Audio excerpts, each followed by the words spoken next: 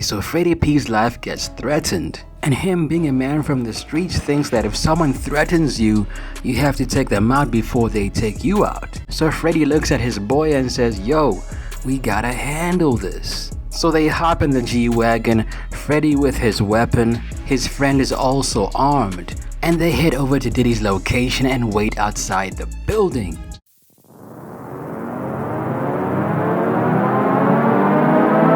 What was y'all thoughts about working with Diddy, and then how do you feel after working with Diddy? You know what I'm saying? And the night that Big died, I actually said a prayer to Big. So it's funny that years later that I end up on the label working with this man. You know what I'm saying? Beautiful. So it's 2024 and Sean P. Diddy Combs is in a lot of trouble. With allegations ranging from sex trafficking to racketeering, Diddy could be facing some serious jail time.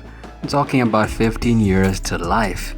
Now these accusations are shaking up not just his world, but the entire industry. The same people who once praised him as a business mogul are now whispering about the darker side of his empire. People are starting to wonder, is this the beginning of the end for Diddy? Now for years, 50 has been throwing shade at Diddy, hinting that something like this was about to happen. And 50's problems with Diddy go way back to when 50 used to ghostwrite for him. And according to 50, their relationship soured even more when Diddy tried to take him shopping, because 50 said that's something you do for a girl. At Chris Lighty's wedding, he told me he'd take me shopping. I looked at him like, what'd you just say?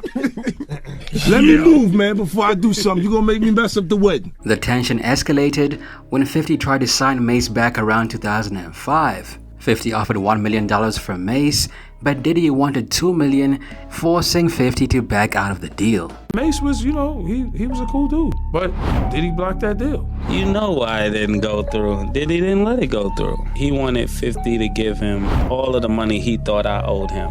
Now with all these incidents stacking up, it's no surprise that 50 recently announced a documentary exposing Diddy and the various sexual allegations against him. For 50, this was more than just business, it was personal. But it's not just 50 who's speaking up now. Artists from every corner of the industry are starting to talk about their time under Diddy. And many of them describe a man who is not just interested in making hits, he was also interested in control. He manipulated people around him and used his power to get what he wanted, regardless of the cost to others. The success of Bad Boy was built on talent, but also on the backs of artists who, years later, say they were mistreated, underpaid, and exploited. Among those artists is Freddy P, a former member of Making the Band, a group formed by Diddy on Making the Band 2 in the early 2000s. And for nearly 20 years, Freddy P has been very vocal about his mistreatment by Diddy. "He destroyed my life," Freddy has said in interviews. Freddy has been telling anyone that would listen that Diddy was not the mentor he appeared to be on TV. And now with Diddy in legal trouble, Freddy P's words feel more relevant now than ever. It's a lot of rappers out here that got secrets with Puffy. Imagine Puffy, Playboy. Playboy, don't worry about that, man. I can get us, come with me to the island, Playboy, come chill with me. But you gotta give up that butt. You gotta give up that butt and royalties. Now Freddy P's story of resentment towards Diddy is not just about bad business deals. It gets deeper than that. One particular night in the studio still sticks with Freddy to this day, and it's where things between him and Diddy began to take a very dark turn. So Freddy shows up at the studio with the rest of the band. For them, it's just another studio session, a chance to lay down some tracks and maybe get some FaceTime with Diddy. Freddy recalls walking into the room, not expecting anything unusual to happen. But that day something was different. See, Freddy P wakes up on the wrong side of the bed, right? He's upset and he's in some type of mood, yet he still has to go to the studio to lay down some tracks and be around people that are high in energy. So Freddy P is already not in a good mood. But then he encounters Diddy, they get into some sort of argument, and then Diddy does something diabolical. He basically tells Freddy P, "Look, I'm not the one to mess with, and I can have your life whenever I want it." We were in this room with about 14 people, security guards, MTV staff, the whole nine. And Diddy's talking like he's trying to put fear in everyone. He straight up told me, I could buy your whole block, shut off the lights, and every time you walk out, someone could pop you. He even said he didn't want to see me hurt, but the way he said it was chilling. I was sitting there, twisting my hair, thinking about how outnumbered I was. Like, he only did that because he had numbers on his side. Why would you make threats like that when you know I can't even move? According to Freddy, this is the moment he realized that Diddy was dangerous. This was not the same man he had seen on TV, smiling, dancing around. No, this was the diddler, and he had no problem using the money and power that he had to intimidate the people around him. Now from that point on, Freddy's relationship with Diddy went sour, and the power dynamic was very clear.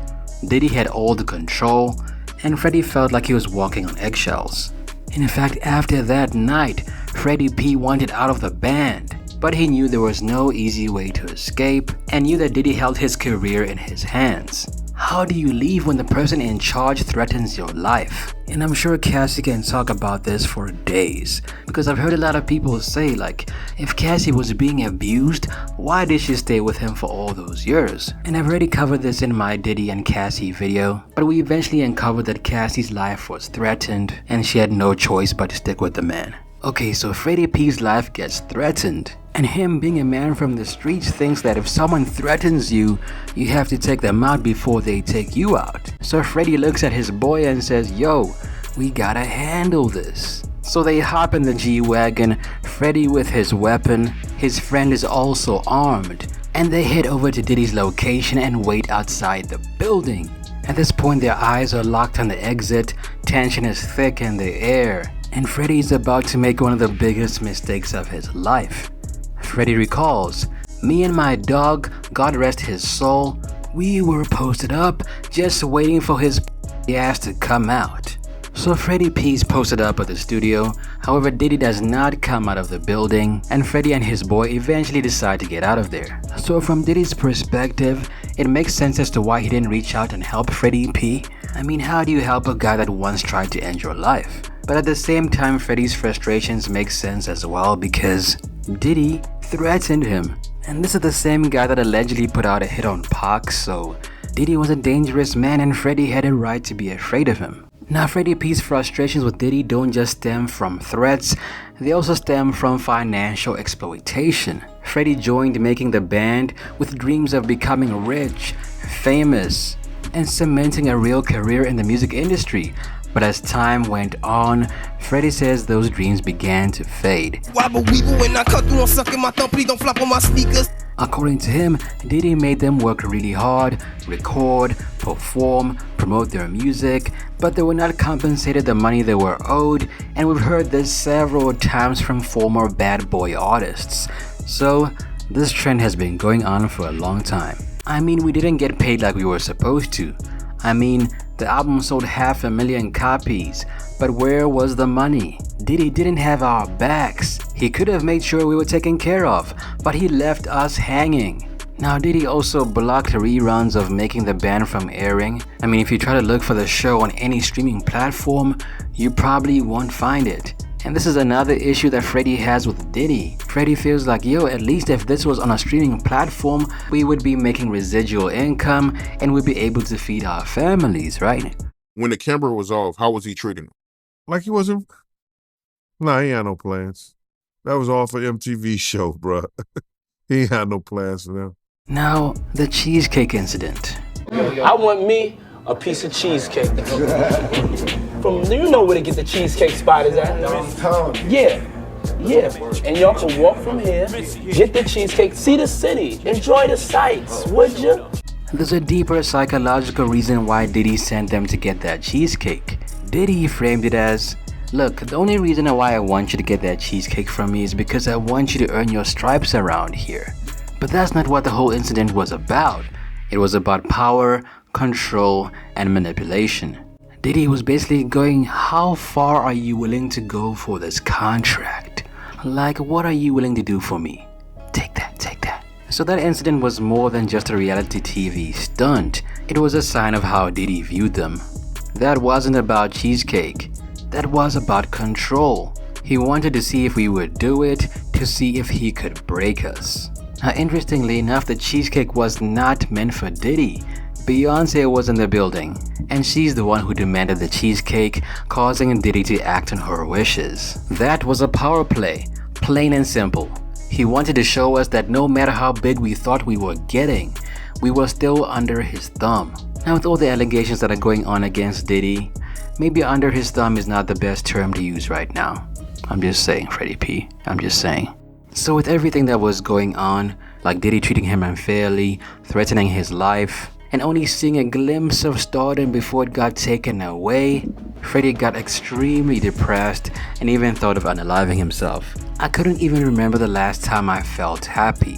I was suffocating.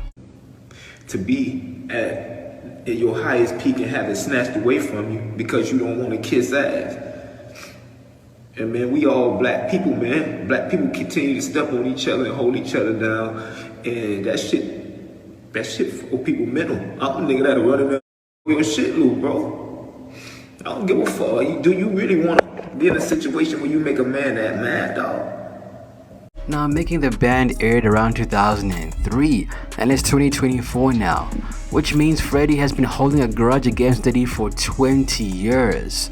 He has spoken about him countless times in interviews, social media posts, anywhere where people will listen.